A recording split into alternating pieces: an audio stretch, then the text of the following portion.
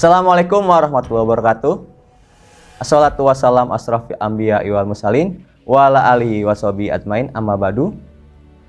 Alhamdulillah, alhamdulillah, alhamdulillah for iman, alhamdulillah for Islam, alhamdulillah for healthy or sehat. Gimana kabarnya hari ini, Nak? Sehat? Alhamdulillah ya, semoga sehat dan masih tetap puasa. Abi harap puasa tahun ini lebih baik daripada puasa tahun kemarin, yang mana puasa tahun ini lebih banyak tadarus ya. Udah hatam berapa? Udah hatam selama 3 kali. Subhanallah. Padahal baru puasa ke berapa ini? Ayo puasa ke berapa ya? Nah, kalau bisa hatam 3 kali, subhanallah ya. Puasa masih panjang tapi udah hatam 3 kali, subhanallah. Jadi lebih baik daripada tahun kemarin. Pada kesempatan ini Abi izinkan Abi untuk menyampaikan kultum yang berjudul keutamaan sholat. Kalian pasti tahu kan? Sholat ada berapa waktu? Ada 5 waktu. Ya, maghrib, isya, subuh, asar, dan zuhur. Yang mana sholat itu mencegah perbuatan keji dan mungkar. Inna sholata tanha anil faksa iwal mungkar. Nah, jadi jangan, saya kok mau ke sana kok nggak jadi. Nah, mungkin karena kalian habis sholat. Nah, siapa tahu dari kesana ada musibah atau hal yang tidak baik buat kalian. Nah, itu manfaat sholat tadi. Nah, setelah itu manfaat kedua dari sholat adalah kita sama aja kayak mengajukan proposal. Nah, mengajukan keinginan. Keinginan ke siapa? Keinginan ke Allah, ke Rob semesta alam. Nah, jadi kalau kita mau mengajukan keinginan, ya kita harus sholat. Nah, contoh, saya mau ini. Nah, kan biasanya kan kalau sama bundanya, bunda, saya mau ini loh, mau beli ini. Ya, tapi syaratnya kamu harus ranking. Nah, ranking dulu. Nah, kalau sama Allah udah cukup luangkan waktu berapa menit, palingan 10 menit, nggak sampai 30 menit sholat dengan khusyuk ya, sholat dengan khusyuk, dengan hikmat, luangkan waktu ya, supaya apa? Kalau kita hikmat sholatnya ya tadi, kita punya keinginan, kita punya kemauan, punya cita-cita ya, kita sujud bermohon kepada Rob ya. Tapi setelah dikabulkan, jangan lupa juga nanti lupa sholat. Nah, nanti Allah malah jadi nggak cinta lagi ya. Jadi kita di sini adalah mengharapkan cintanya Allah dengan cara apa? Sholat dengan khusyuk. Gimana dengan orang yang nggak sholat ya? Dengan orang yang tidak sholat itu ya akan Allah ini ya, namanya kita kan ingin mempunyai keinginan ya, kita harus mengajukan rasa cinta kita, harus kita tunjukkan rasa cinta kita dengan cara sholat. Nah, gimana dengan orang yang sholat, orang yang tidak sholat tapi kok masih bisa dapat keinginan, terus keinginannya mudah dikabul? Itu namanya istidroj.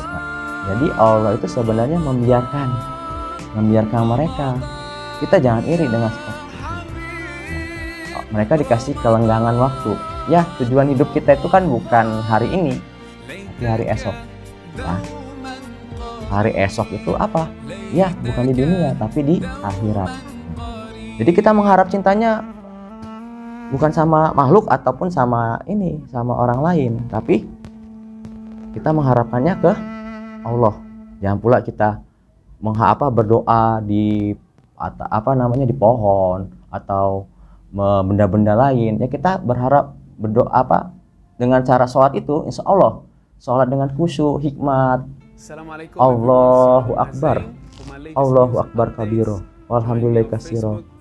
Nah, dengan hikmat, dengan khusyuk, samina wa ta'na. Nah, dengan khusyuk insya Allah kita bisa mendapatkan cintanya Allah. Kalau udah cinta gimana? Anda semua pernah dengar kisah Uwais Al-Qarni? Nah, Uwais Al-Qarni itu kan salah satu yang hidup di zaman Rasul tapi tidak pernah ketemu Rasul. Nah, dia begitu taatnya. Nah, sampai semua malaikat karena dia taat dan berbakti sama orang tua, Allah cinta dan juga sabar. Nah, yang terakhir sabar. Nah, Allah cinta sama Uwais Al-Qarni ini. Jadi sampai sahabat Rasulullah siapa? Abu Bakar, Utsman, Ali. Nah, sahabat itu kalau mau doanya dikabulkan, coba kata Rasulullah menemui Uwais Al-Qarni. Padahal Uwais Al-Qarni itu tidak pernah ketemu dengan Rasulullah. Nah, itu. Jadi kalau orang yang sudah cinta, kalau udah dicintai sama Allah, jadi ibaratnya hal sesuatu apapun Allah mudahkan. Tapi saya udah sholat tapi kok selalu ngedapetin masalah. Coba periksa sholatnya. Ya. Kali sholatnya sambil sholat sambil mikirin, waduh PS2 saya nggak dikabulin sama bunda. Gimana mau dapat PS selanjutnya? Atau saya mau mau mendapatkan sesuatu tapi sampai kebayang-bayang di sholat. Jadi kalau sholat udah khusyuk. Nah, setelah sholat baru kita memohon. Apalagi kalau kita melaksanakan sholat tahajud. Itu benar-benar kita sama aja kayak merayu Allah. Kan kalau kita merayu someone spesial, biasanya ngasih apa? Bunga ya. Nah, bunga apa? Bunga bank apa bunga tanaman? Nah, kalau kita merayu Allah, cukup kita bangun tengah malam. Habis bangun, kalau kita bisa mandi, kuat mandi malam, mandi. Habis itu kita laksanakan sholat. Wudhu, laksanakan sholat. Dari situ kita coba khusyuk. Di tengah keheningan malam itu kita khusyuk sholat. Tengah waktu orang saat yang lain tertidur, kita bangun. Nah, Allah akan cinta pada orang-orang yang berusaha atau meluangkan waktu untuk sholat. Nah, di sini Abi ada ada percobaan. Nah, di sini ada 2 gelas ya. Ada 2 gelas. Nah, 2 gelas. Ada 2 merek. Ada 2 gelas. Gelas pertama dan gelas kedua ya. Oke, gelas yang pertama ini kita anggap orang yang tidak pernah sholat. Nah, tadi kata Abi, inna sholata tanha anil fahsya'i wal munkar. Sesungguhnya sholat itu mencegah perbuatan keji dan mungkar. Nah, ini contohnya ada 2 gelas ini. Nah, gelas ini coba Abi tuangkan ya. Yang satu, yang ini kita anggap yang tadi apa? Tidak sholat ya. Yang ini yang sholat. Nah, kita coba tuangkannya sholat yang pertama. Nah, dia akan warnanya tetap sama. Nah, gitu. Meskipun dia itu mengeluarkan aroma, tadi yang Abi bilang mendapatkan kenikmatan dunia, dapatkan aroma gitu kan. Aromanya ini kan aroma teh ya, wangi. Nah, tapi dia tidak berubah kejernihan. Nah, ini yang kita bandingkan yang kedua. Yang kedua kita lihat.